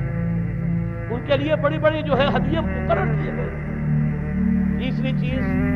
بائبل کا مفہوم جو ہے وہ کوئی سند نہیں، اس لیے کہ بائبل ہانٹ کر رہی تھی، اولڈ ٹیسٹمنٹ بھی ہے، یہ حضرت مسیح کی یہ 4 انجیلیں بھی ہیں، یہ تعلیم کچھ اور ہے، لہذا بائبل جو ہے وہ سند نہیں ہے، سند پوپ کا جو ہے فرمان وہ سند ہے۔ بائبل کی شرح کرنے کی، بائبل کی طرف سے کوئی دلیل لانے کی کسی کو کوئی حق حاصل نہیں۔ یہ جبر تھا، یہ تشدد تھا یورپ میں، یہ وہ دور تھا جبکہ اسلام پھیل رہا تھا۔ میں نے اس لیے آپ سے کہا تھا، نوٹ کرایا آپ کو، 529 میں جسٹینین کا یہ فرمان ہے، 571 میں حضور کی ولادت ہو رہی ہے، وہی صدی ہے، اور 630 کے آس پاس، بلکہ 629 کے آس پاس سلطنت روما کے ساتھ مسلمانوں کا ٹکراؤ ہوا۔ تو یہ تاریخی ان کو ریلیشن جو ہے ذہن میں رکھیں، جس وقت مسلمان آئے اور 200-300 برس جو ان کے عروج کے ہیں، اس وقت آپ کو معلوم ہے کہ تقریباً 6 صدیاں ہو چکی تھی کہ یورپ بالکل جس کو کہا جاتا ہے ڈارک ایجز، انتہائی تاریخی مذہبی جبر اور استبداد، اس کے سوا کچھ نہیں۔ اور ملاؤں کی حکومت جسے آپ کہیں گے، جسے آج کل کی اصطلاح میں کہا جائے گا، وہ جس کو چاہے جو چاہے سزا دے دے، پوپ کو اختیار حاصل دے، کسی کے بارے میں ذرا جیسے بعض اوقات خبریں سچی ہیں یا جھوٹی، لیکن میں مثال دے رہا ہوں جیسے خبریں آتی رہی ہیں ایران کے بارے میں کہ کہیں اگر معلوم ہو گیا تو پاسداران انقلاب پہنچے اور سمری ٹرائل اور فوراً ختم کیا۔ اس قسم کے انکوزیشن رپورٹ جو ہے وہ کورس وہاں قائم ہوئی اور یوں سمجھیے کہ لاکھوں افراد تحت زندہ جلائے، لیکن اس کے بعد جب عالم اسلام میں وہ روشنی پھیلی اور خاص طور پر بنو عباس کے زمانے میں اب بھاگ بھاگ کر وہاں جو بھی تھے فلسفے کے اور سائنس کے کوئی دلچسپی رکھنے والے وہ بھاگ کر عالم اسلام میں آ گئے۔ یہاں اب وہ کتابیں جو ہیں ان کے پڑھی، خاص طور پر مامون اور ہارون الرشید کے زمانے کے اندر یہ علم جو ہے ہندوستان سے بھی لیا، یونان سے بھی لیا مسلمانوں نے، اور اس کے بعد یہ غرناطہ اور قرطبہ کی یونیورسٹیوں کے ذریعے سے اس علم نے پینیٹریٹ کیا ہے دوبارہ یورپ میں۔ دیکھیے سرکل کیسے بنا ہے، یونان کا علم آیا ہے پہلے عالم اسلام میں، مڈل ایسٹ میں، اور پھر ادھر سے ہو کر چکر کھا کر اور اسپین کی یونیورسٹیوں کے ذریعے سے یورپ میں ہوا ہے۔ اس وقت پھر اصلاح مذہب کی تحریک شروع ہوئی اور ساتھ ہی تحریک احیاء العلوم رینیسنس، اس کے نتیجے میں وہاں بیداری پیدا ہوئی۔ لیکن یہ بیداری اب آپ نوٹ کر لیجئے، ایک تو پروٹیسٹنٹ مذہب پیدا ہوا اور کئی سو برس تک تصادم رہا، کیتھولکس کے اور پروٹیسٹنٹس کے پورے اسلام کی تاریخ میں کبھی اتنے خونی فسادات نہیں ہوئے ہیں، کبھی بھی شیعہ سنی فساد بھی کبھی اتنا نہیں ہوا جتنا کہ کئی سو برس تک رومن کیتھولکس اور پروٹیسٹنٹس کے مابین یورپ میں ہوتا رہا۔ بلکہ اس میں تو ایسے ایسے واقعات آتے ہیں کہ لگ بھگ 10 لاکھ افراد جو ہیں وہ ختم ہوئے ہیں، یہ آپس کا تصادم جو تھا، پروٹیسٹنٹ مذہب جو پیدا ہوا اصلاح مذہب کی تحریک کے ذریعے سے اور وہ رومن کیتھولک پاپائیت والا نظام، ان کے درمیان جو تصادم ہوا 10 لاکھ کی تعداد بتائی جاتی ہے۔ بلکہ فرانس کا ایک شہر ہے، وہاں تو 19 دن تک مسلسل قتل عام کیا گیا پروٹیسٹنٹس، اور وہاں حاملہ عورتوں کے جو ہے پیٹ چاک کر کے بچے نکال کر ان کو بھی جو ہے یہ سارا ظلم جو ہے وہاں ہوا ہے، تصادم ہوا ہے۔ اس کے نتیجے میں آپ خود سوچئے کہ کس قدر نفرت پیدا ہوئی عوام کے اندر مذہب سے۔ اس کے ساتھ ہی اب وہ علم شروع ہوا، سائنس شروع ہوئی، لہذا علم اور سائنس دونوں کی جڑ میں مذہب سے شدید نفرت پیدا ہوئی۔ یہ ہے وہ سبب کہ جس نے یہاں سے راستے علیحدہ کر دیے، اور مذہب چونکہ جبر کرتا ہے، مذہب چونکہ عقل کے اوپر بیڑیاں بٹھاتا ہے، پہرے بٹھاتا ہے، بیڑیاں ڈالتا ہے، اور مذہب چونکہ تشدد کرتا ہے، لہذا مذہب کے خلاف ایک نفرت، ایک ریئیکشن، یہ ہے اس ساری سائنسی ارتقاء اور سائنٹیفک اور ٹیکنالوجیکل جو ڈیولپمنٹ ہوئی ہے اس کی جڑ میں مذہب سے نفرت جو ہے اس کے بیج بو دیے گئے، اور یہ 200-250-300 سال میں اب یہ جو جناور درخت بن کر آیا ہے، ایک طرف سائنس کی ترقی، ٹیکنالوجی کی ترقی آسمان کو چھو رہی ہے، آج انسان چاند کے اوپر تو انسان کی قدم جو ہے پہنچ چکی ہے، اور آپ کا ایک راکٹ جو ہے وہ پورے تمام سیارے جو ہیں کہ ہمارے سولر سسٹم جو ہے ان سب کا چکر لگا کر اور وہ اس سے باہر چلا گیا ہے، خلا کے اندر کہاں گیا کس پتہ نہیں، لیکن یہ کہ تقریباً یہ سمجھیے کہ 77 کا چلا ہوا وہ، اور 12 برس تک اس نے سفر طے کیا ہے، کم سے کم سولر سسٹم کا جو ہے اس نے پورا جو ہے۔ اور جو میں نے آپ کو وہ احادیث سنی ان کے حوالے سے بات کیا سمجھ میں آئی کہ یہ سائنٹیفک، ساری کی ساری سائنٹیفک ڈیولپمنٹ، یہ ٹیکنالوجیکل ڈیولپمنٹ، لیکن چونکہ اس کے ساتھ مذہب کا انکار، خدا پر ایمان نہیں، آخرت کا یقین نہیں، روح کا گویا کہ انکار، روحانیت تو بہت دور کی بات ہے، روح کا بھی انکار، نتیجہ یہ ہے کہ ان دونوں چیزوں کے مابین وہ گیپ، جسے میں نے کہا تھا ایپالنگ گیپ، ایک بہت بڑا گیپ ہے جو پیدا ہو چکا ہے۔ اب میں حدیث آپ کو سنا رہا ہوں، بخاری شریف میں جو روایت ہے حضور نے فرمایا کہ دجال کے ماتھے پر لکھا ہوا ہوگا کافارہ، کفر، الفاظ یہ ہے انہو مکتوب بین عینیہ کافارہ، علیحدہ علیحدہ، یقرأہ کل مومن کاتب و غیر کاتب، وہ اس طرح نمایاں لکھا ہوا ہوگا کہ ہر شخص اسے پڑھ لے گا، چاہے وہ لکھنے والا ہو چاہے نہ ہو، لکھا پڑھا ہو چاہے نہ ہو، یعنی اس تہذیب کے پیشانی پر کفر لکھا، مذہب سے دشمنی، مذہب سے موت، مذہب سے دوری، مذہب کی ہر چیز کی تصویر۔ آج جو ایک ورلڈ سویلائزیشن ہے، ایک عالمی تہذیب ہے جس کا کہ غلبہ ہے ہمارے اس پورے گلوب پر، اس میں 3 چیزوں کے مقابلے میں 3 چیزوں کی اہمیت، خدا کی اہمیت سے ہوگا، ہم انکار بھی نہیں کرتے لیکن ہم جانتے بھی نہیں کہ ہے کہ نہیں۔ ہاں، اہمیت کائنات کی، غور کرو، کائنات کے قوانین کو سمجھو، ایکسپلائٹ کرو، قوت جو ہے نیچر کی قوت اس کو مسخر کرو، اس کو استعمال کرو، ہوگا خدا ہے یا نہیں ہے چھوڑو اس میں، اصل اہمیت یہ ہے۔ اسی طرح اصل اہمیت اس قسم کی مادے کی ہے، روح ہوگی کوئی شے ہمیں نہیں پتا، نہ ہم دیکھ سکتے ہیں، نہ ہم اسے چھو سکتے ہیں، نہ چکھ سکتے ہیں، ہوگی، لیکن یہ کہ اصل جو ہے اہمیت وہ مادے کی ہے، اس کے فکر کرو۔ اسی طریقے سے حیات دنیاوی اصل سے حیات دنیاوی، اس کو بناؤ، سنوارو، بہتر سے بہتر زندگی گزارو، ویلفیئر اسٹیٹ ہو، بہت ہی عمدہ ماحول ہو اور ہر چیز کو، لیکن حیات اخروی ہوگی۔ اب تو آرام سے گزرتی ہے، آخرت کی خبر بتاتی ہے یا نہیں ہے، اس سے ہمیں کوئی بحث نہیں۔ تین چیزوں کے مقابلے میں تین چیزوں کی اہمیت، یا یوں کہیے کہ تین چیزوں کے مقابلے میں مقابل کی تین چیزوں کی بالکل غیر اہم اس کی طرف کو توجہ کا انتقال کائنات پر ہے، ذات باری تعالیٰ، ذات و صفات باری تعالیٰ ایک صرف علمی موضوع ہے، اصل توجہ کس ہے؟ کائنات۔ روح ہوگی کوئی شے، اصل شے جسم ہے اور مادہ ہے۔ حیات اخروی ہمیں نہیں پتا، کسی نے واپس آ کر خبر نہیں دی مرنے کے بعد، لہذا ہم نہیں کہہ سکتے ہیں کہ البتہ یہ کہ حیات دنیا بھی تو ہے، اس کو مضبوطی کے ساتھ تھامو، اس کو بہتر بناؤ۔ توجہ کا اصل ارتکاز حیات دنیا، یہ ہے وہ گلوبل سویلائزیشن جو در حقیقت یورپ سے ابھری، اور یورپ سے ابھری ہے اس کی بنیاد میں مذہب کی دشمنی موجود تھی، جو رد عمل تھا در حقیقت اس پاپائیت کے نظام کا، جو پولزم کے ذریعے سے دنیا میں قائم ہوا، یہ وجہ ہے۔ اور آج انسان جہاں کھڑا ہے غور کیجیے، انتہائی ہولناک جنگ جو ہے وہ اس کے سر پر ایک خطرے کے طور پر مسلط ہے۔ دو جنگیں اس ایک صدی میں ایسی ہو چکی ہیں جنہیں آپ نے ورلڈ وار 1 اور ورلڈ وار 2 اتنے بڑے پیمانے پر سب لوگ عالم دنیا میں پہلے اس لیے کہ پہلے فوجوں کی جنگیں تھیں، آبادیوں پر جا کر کہیں کو قتل عام ہو گیا ورنہ یہ کہ قبضہ کیا، پہلے وہ کسی اور کی نیت سے اب کسی اور کی نیت ہو گئی۔ آیا بابر آیا، اس نے پانی پت کے میدان کے اندر ابراہیم لودھی کو شکست دی، دلی میں آ کر اس نے کسی کا خون دلوایا، بس وہ آگے تک پر وہی کہیں ہوئے ہیں فتنے، یا پھر عذاب الہی آتے رہے ہیں کہ رسولوں کے انکار کی سزا کے طور پر قوم نصیحت منصیہ کی گئی۔ لیکن جنگیں جو دنیا میں ہوتی ہیں، وہ جنگوں کا معاملہ جو ہے وہ اس نوعیت کا ہوتا ہے، وہ فوجوں کے درمیان ٹکراؤ ہوتا ہے، میدان جنگ میں کشتوں کے پشتے لگتے تھے، لیکن اس کے بعد نہیں ہو گیا، کہیں کسی نے بہت غصہ نکال دیا۔ لیکن اس صدی میں اب جو جنگیں ہوئی، اس سے تو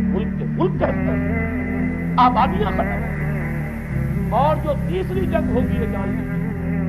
آخر انسان کب تک اسے ڈالے گا۔ رشیا کے بارے میں یہ سمجھنا کہ وہ پیچھے ہٹ گیا ہے، پسپائی اختیار کر لی، اس نے بہت بڑی حماقت ہے۔ وہ در حقیقت اب ڈپلومیسی کی راہ سے سپریمیسی چاہتا ہے، لہذا تصادم تو ہو کر مولانا مناظر حسن گیلانی رحمۃ اللہ علیہ کے خیالات میں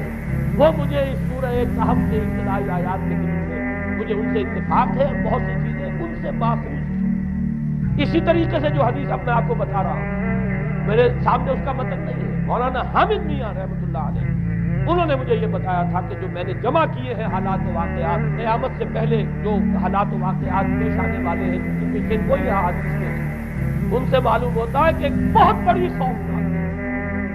اتنی بڑی خوفناک جنگ، اور ان کے الفاظ یہ ہے کہ اس میں دونوں فریق جو ہوں گے ان میں بڑی تعداد عیسائیوں کی ہوگی، ادھر بھی ادھر بھی، ایک طرف البتہ عیسائیوں کے ساتھ مسلمان بھی ہوں گے، یہودی بھی ہوں گے، اور دوسری طرف خالص عیسائی کا، اور ان کے درمیان اتنی خوفناک جنگ ہوگی۔ الفاظ ان کے یہ ہیں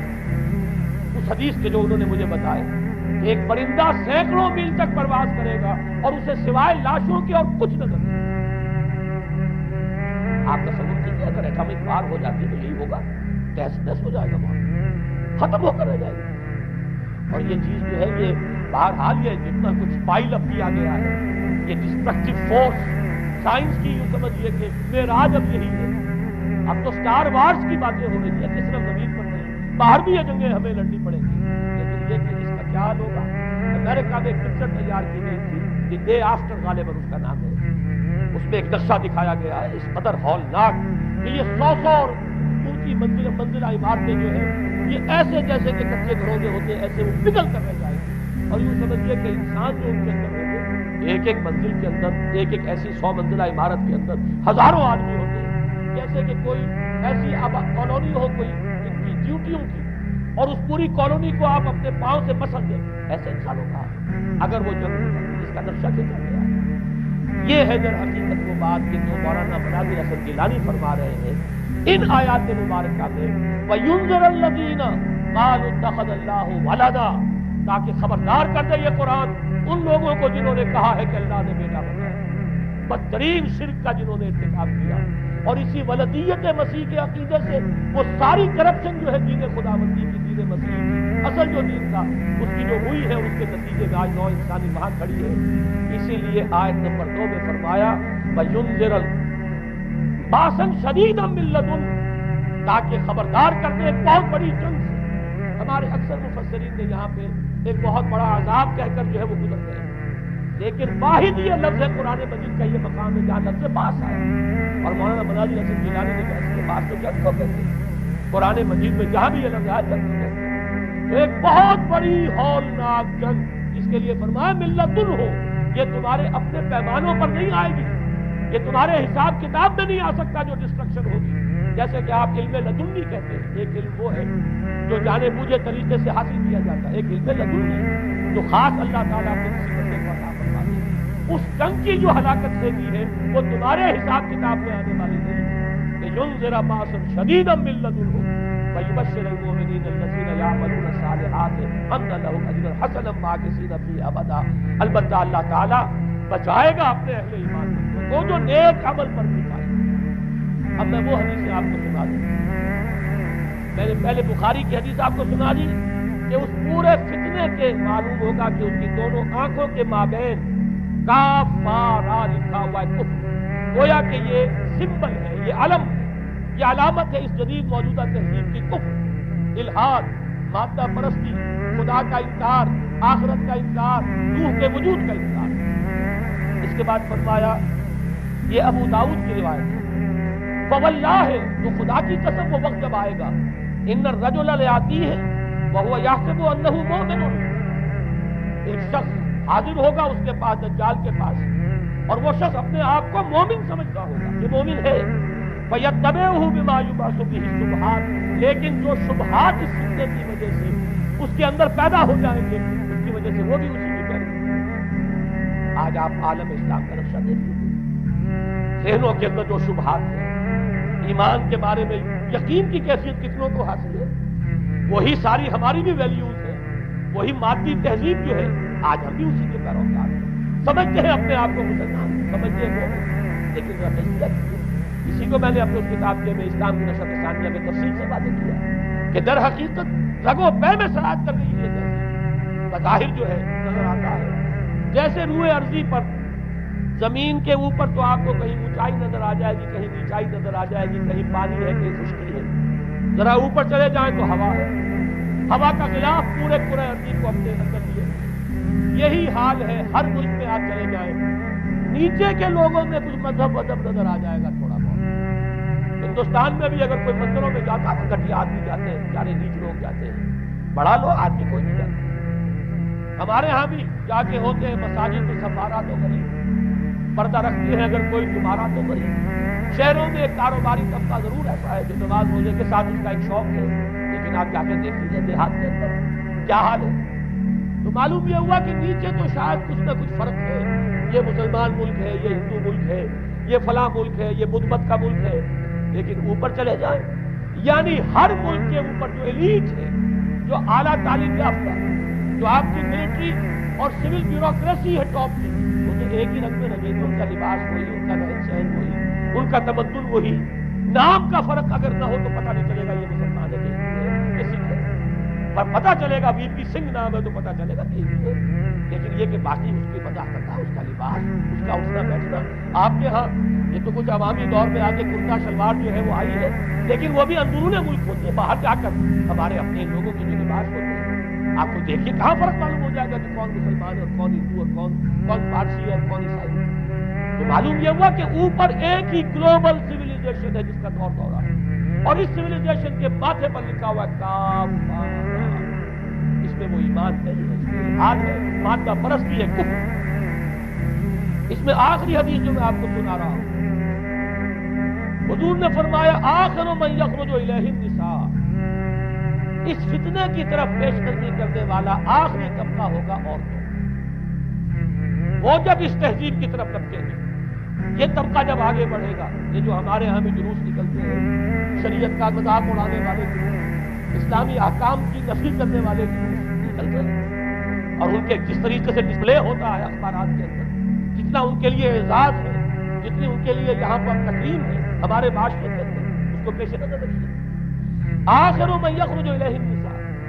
حتی ان الرجل لیرجع الی امہ و ابنتہ و اختہ و عمتہ فیوثقھا رباطا، یہاں تک کہ ایک بندہ مومن کا حال یہ ہو جائے گا کہ وہ دوڑے گا اور کوشش کرے گا اپنی ماں کو، بیٹی کو، بہن کو، پھپھی کو باندھ کر رکھے کہ وہ نکل نہ جائے۔ یہ حال ہو جائے گا کسی شخص کا۔ آج کتنے لوگ بے بس ہو چکے ہیں، اب وہ باندھ کر رکھنے والے بھی گویا کہ ہتھیار ڈال چکے ہیں، ورنہ یہ بھی دور تھا کہ کسی نہ کوئی باندھ کر رکھنے والے تو تھے، لیکن اب تو آزادی کی صورت آئی ہے تو باندھ کر رکھنے والے جو ہے وہ ہار مان چکے ہیں۔ اب تو آپ دیکھیں گے اچھے بھلے نظر یہ آتا ہے، گاڑی رکھی ہوئی ہے، خود جو ہے وہ مذہبی مزاج کے ہیں، لیکن بالکل بے پردہ تو خاتون جو ہے این ان کے سوٹ کے پیچھے بیٹھی ہوئی یا ان کے کار کے اندر ان کی برابر کی سیٹ میں بیٹھی جا رہی ہے۔ بے پردگی، یہ اباحیت، ہمارے اخبارات کا جو حال ہے اس کو دیکھتے ہیں۔ خدا کے لیے یہ رنگین صفحات مت کرو، لیکن مجال ہے جو کسی کے کان پر نہیں لگے۔ لہذا حدیث کے الفاظ نوٹ کیجیے، آخر من یخرج الیہ النساء، اس فتنے کی طرف پیش قدمی کرنے میں آخری طبقہ جو ہوگا وہ خواتین کا ہوگا۔ حتی ان الرجل لیرجع الی امہ و ابنتہ و اختہ و عمتہ،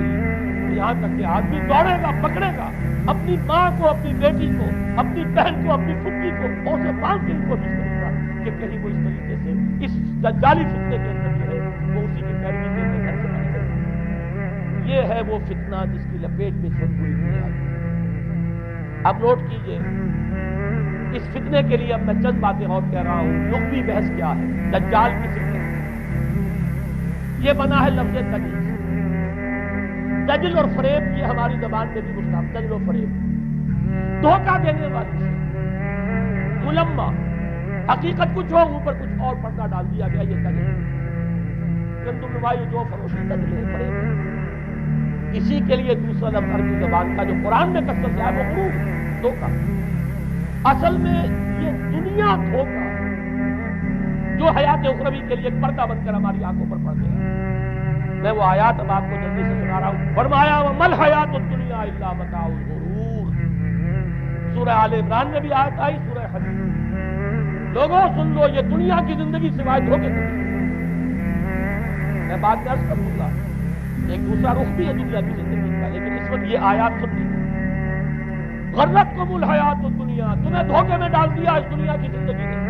یہ سورہ جاثیہ کی آیت نمبر 35 ہے۔ غرتہم الحیات الدنیا، انہیں دھوکے میں ڈال دیا دنیا کی زندگی نے۔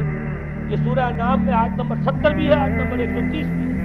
تیسری مرتبہ سورہ اعراف میں آیت نمبر 51 اور 2 مرتبہ سورہ لقمان اور سورہ فاطر میں آیا فلا یغرنکم الحیات الدنیا ولا یغرنکم باللہ الغرور۔ دیکھو لوگوں، کہیں تمہیں دنیا کی زندگی دھوکے میں نہ ڈال۔ یہ دنیا کی زندگی جو ہے دھوکہ بن کر ایک فریب کا پردہ ہمارے آنکھوں پر ڈالتی ہے۔ یہ ہمارا مطلوب، اسی کے لیے بھاگ دوڑ، اسی کو بنانا سنوارنا۔ مجھے عرض کر چکا ہوں 3 چیزوں کے مقابلے میں 3 چیزوں کی ہے۔ حیات دنیا بھی جب مطلوب بن جائے، حیات دنیا بھی جب انسان کی اصل محبوب بن جائے، تو گویا کہ حیات اخروی اب نگاہوں سے اوجھل ہو گئی، آنکھ اوجھل پہاڑ ہو گئی۔ یہی ہے اصل دجل، یہی ہے اصل فریب۔ آیات اور سنیے، سورہ اعلیٰ بل تؤثرون الحیات الدنیا والآخرۃ خیر وابقیٰ۔ لوگوں، تمہاری گمراہی کی اصل جڑ بنیاد کیا ہے؟ تم دنیا کی زندگی کو ترجیح دیتے ہو جبکہ آخرت بہتر بھی ہے اور باقی رہنے والی۔ کلا بل تحبون العاجلہ وتذرون الآخرۃ۔ کوئی نہیں، تمہارا اصل مرض یہ ہے کہ تم اس عاجلہ سے جو موجود ہے، سامنے ہے، نقد ہے، اس سے محبت کرتے ہو اور آخرت کو تم نے تج دیا ہے، چھوڑ دیا۔ یہ سورہ قیامہ اور اس سے اگلی سورت جو ہے وہ آپ کے علم میں ہے، سورۃ النحل۔ اس میں فرمایا گیا ان ہؤلاء یحبون العاجلۃ ویذرون وراءهم یوما ثقیلا۔ ان لوگوں کا اصل مرض یہ ہے کہ اس عاجلہ کو پسند کرتے ہیں، اس سے محبت کرتے ہیں اور پیچھے وہ جو بھاری دن آنے والا ہے اس کا خیال انہوں نے دل سے نکالا۔ یہ ہے در حقیقت اصل فساد، اصل فتنہ، اصل گمراہی، 100 خرابیوں کی جڑ ایک طرف۔ اب اسی کا ایک نتیجہ نکلتا ہے، یہ دنیا جتنی حسین بنتی چلی جائے گی اتنا ہی فتنہ شدید سے شدید تر ہوتا چلا جائے گا۔ یہاں جتنی آسائشیں ہوں گی اتنا ہی آپ پر غفلت کا پردہ طاری ہوگا۔ اور آپ کو معلوم ہے کہ اس پوری سائنٹیفک جو بھی ڈیولپمنٹ ہے اس کا حاصل کیا ہے؟ یورپ میں جائیے واقعتاً دنیا بڑی حسین ہے، امریکہ میں جائیے واقعتاً بہت حسین ہے، ابو ظبی میں جائیے بڑی حسین نظر آئے گی دنیا، کارپوریشن کس طریقے سے آباد ہے۔ یہ دنیا کا حسن جتنا بڑھے گا اتنا ہی یہ آنکھوں پر اور بھاری پردہ ڈال دے گی، آخرت سے آپ کو غافل کر دے گی۔ یہی دجل ہے، یہی فریب ہے، یہی فتنہ ہے۔ یہی وجہ ہے، دیکھیے یہ جو آیات آج میں بیان کر رہا تھا اس میں آخر میں فرمایا اِنَّا جَعَلْنَا مَا عَلَى الْأَرْضِ زِینَةً لَهَا لِنَبْلُوَهُمْ أَيُّهُمْ أَحْسَنُ عَمَلًا۔ ہم نے اس زمین کے اوپر جو کچھ ہے اسے اس کا بناؤ سنگھار بنا دیا ہے، زینت بنا دیا ہے، تاکہ ہم جانچیں پرکھیں امتحان لیں کون ہے اچھے عمل کرنے والا۔ یعنی رخ روشن کے آگے شمع رکھ کر وہ یہ کہتے ہیں ادھر جاتا ہے دیکھیں یا ادھر فرماتا ہے۔ اللہ تعالیٰ نے اسی امتحان میں ڈالا ہے۔ اس دنیا کی یہ زینت ہے، زیبائش ہے، آرائش ہے، چمک دمک ہے، یہاں کی رونقیں ہیں، ان کو دیکھ کر آدمی ہل جاتا ہے، انہی کے پیچھے پڑ جاتا ہے، حلال سے حرام سے، جائز سے ناجائز سے، صحیح سے غلط سے، جس طرح بھی ہو یہ رونقیں میں بھی زیادہ سے زیادہ اپنے گھر میں لے آؤں، میں بھی اپنے ہاں وہ آسائش سے فراہم کروں، میں بھی یہ تمام چیزیں جو ہے جمع کر دوں۔ اسی کے لیے انسان اپنا نہ صرف یہ کہ پوری زندگی کا اثاثہ اسی میں انویسٹ کر بیٹھتا ہے بلکہ دیانت، شرافت، ان سب کو بھی داؤ پر لگتا ہے۔ اِنَّا جَعَلْنَا مَا عَلَى الْأَرْضِ زِینَةً لَهَا لِنَبْلُوَهُمْ أَيُّهُمْ أَحْسَنُ عَمَلًا۔ ہم نے زمین کے اوپر جو کچھ ہے اسے اس کا زیور بنا دیا ہے، سنگھار، تاکہ ہم ذرا آزمائیں ان کو کہ آیا یہاں کے ہی اسی حسن کے اندر، اسی رعنائی کے اندر گم ہو کر رہ جاتے ہیں، یا اس حسن ازلی وہ اللہ تعالیٰ کا جلال و جمال یہ اس کے غالب بنتے ہیں۔ یہ ہے در حقیقت امتحان۔ اسی کو جیسے کہ حدیث میں بھی آیا تھا، شروع کی آیات اور آخری آیات، آخری نے فرمایا قُلْ هَلْ نُنَبِّئُكُم بِالْأَخْسَرِينَ أَعْمَالًا۔ اے نبی ان سے کہیے کیا ہم تمہیں بتائیں اپنی زندگی کی جد و جہد میں، بھاگ دوڑ میں سب سے زیادہ خسارے میں کون رہے؟ الذین ضل سعیہم فی الحیاۃ الدنیا وہم یحسبون انہم یحسنون صنعا۔ وہ لوگ کہ جن کی بھاگ دوڑ، جن کی محنت، جن کی کوشش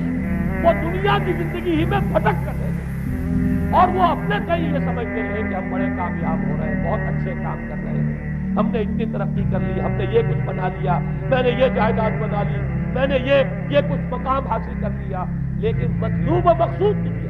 ضل سعیہم فی الحیاۃ الدنیا، انہوں نے دنیا کی زندگی ہی کے اندر اپنی ساری سعی و جہد کو بھٹکا کر رکھا۔ میں اس کا جو دوسرا رخ بتانا چاہتا تھا وہ اس حدیث کے حوالے سے ہے، اگر آخرت مطلوب و مقصود رہے تو یہ دنیا آخرت کی کھیتی بن جائے۔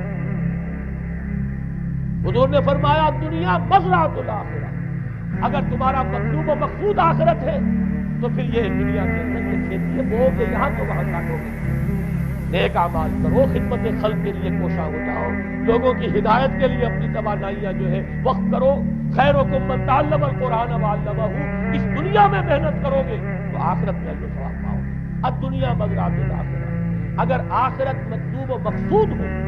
تو دنیا بڑی قیمتی، اس کا ایک ایک لمحہ بڑا قیمتی ہے۔ حیات دنیاوی نہ صرف یہ کہ غیر حقیقی نہیں بلکہ بہت قدر و قیمت کی حامل، لیکن اگر پردہ پڑ گیا آخرت نگاہوں سے اوجھل اور دنیا ہی مطلوب و مقصود تو یہ دھوکے کی چٹنی ہے۔ وَمَا الْحَيَاةُ الدُّنْيَا إِلَّا مَتَاعُ الْغُرُورِ، نہیں ہے دنیا کی زندگی مگر دھوکے کا سامان۔ غرتہم الحیات الدنیا، غرتکم الحیات الدنیا، لا تغرنکم الحیات الدنیا، دیکھنا یہ دنیا کی زندگی کہیں تمہیں دھوکے نہ لگے۔ آخری بات عرض کر رہا ہوں، یہی وجہ ہے سورہ بنی اسرائیل میں بھی آخری لفظ جو پہلے رکوع میں وہ کیا تھا؟ وَأَنَّ الَّذِينَ لَا يُؤْمِنُونَ بِالْآخِرَةِ أَعْتَدْنَا لَهُمْ عَذَابًا أَلِيمًا۔ اور وہ لوگ، نوٹ کر لیجیے وہ آیات، ان ھذا القرآن یہدی للتی ہی اقوم ویبشر المؤمنین الذین یعملون الصالحات ان لهم اجرا کبیرا وان الذین لا یؤمنون بالآخرۃ اعتدنا لهم عذابا الیم۔ یہاں پر ایمان بالآخرہ جو ہے اس کو اہمیت دی گئی۔ جو لوگ آخرت پر یقین نہیں رکھتے ان کے لیے ہم نے دردناک عذاب بنا دیا۔ اور یہاں پر بھی جیسا کہ سامنے آ گیا سورہ کہف جو ختم ہو رہی ہے جن مضامین پر، وہ بھی وہی آیات ہیں جن کے بارے میں حدیث میں آیا ہے کہ دجالی فتنے سے محفوظ کرنے میں ان کی بڑی تاثیر ہے۔ قل هل ننبئكم بالاخسرین اعمالا الذین ضل سعیهم فی الحیاۃ الدنیا وهم یحسبون انهم یحسنون صنعا اولئک الذین کفروا بآیات ربهم ولقائه وحبطت اعمالهم فلا نقیم لهم یوم القیامۃ وزنا۔ یہ وہ لوگ ہیں جنہوں نے اپنے رب کی آیات کا انکار کیا، جن کی دنیا ہی مطلوب و مقصود بن کر رہ گئی، چاہے وہ کہیں ہم قرآن کے ماننے والے ہیں اور محمد کے عاشق ہیں صلی اللہ علیہ وسلم۔ اولئک الذین کفروا بآیات ربهم ولقائه وحبطت اعمالهم ولا نقیم لهم یوم القیامۃ وزنا ذلک جزاؤهم جہنم بما کفروا واتخذوا آیاتی ورسلی ہزوا۔ یہ وہ لوگ ہیں کہ جنہوں نے ہمارے رسولوں اور ہماری آیات کا ٹھٹھا بنایا ہے، یہ کہ رسول کہہ رہے ہیں اصل منزل آخرت کی ہے، تم بنائے ہوئے دنیا کو مطلوب و مقصود، تو لاکھ زبان سے عشق رسول کے دعوے کرو، اپنے عمل سے در حقیقت رسول کی تکذیب کرو۔ اللہ تعالی ہمیں ان سے محفوظ رکھے اور اصل حقیقت ہماری نگاہوں پر منکشف ہو، اور یہ دنیا ہماری نگاہوں پر پردہ نہ پڑ کر رہ جائے، آخرت سے اور اللہ سے ہمیں محجوب نہ کر دے، اس لیے کہ یہی اصل دجالی فتنہ ہے۔ اور ان سے بچنے کے لیے محمد الرسول اللہ صلی اللہ علیہ وسلم کے فرمان کے مطابق سورہ کہف میں نے کچھ ابتدائی اور آخری آیات کا حوالہ دے دیا ہے، لیکن یہ کہ اس کے مضامین میں درمیان میں بھی کچھ چیزیں ہیں۔ اب میں اس طرح ایک ایک لفظ کے حوالے سے جو آئندہ ان کا تذکرہ نہیں کر سکوں گا، لیکن یہ ہے کہ میں موٹے موٹے مضامین انشاءاللہ سورہ کہف میں اس موضوع سے متعلق بیان کروں گا۔ اقول قولی ھذا واستغفر اللہ لی ولکم ولسائر المسلمین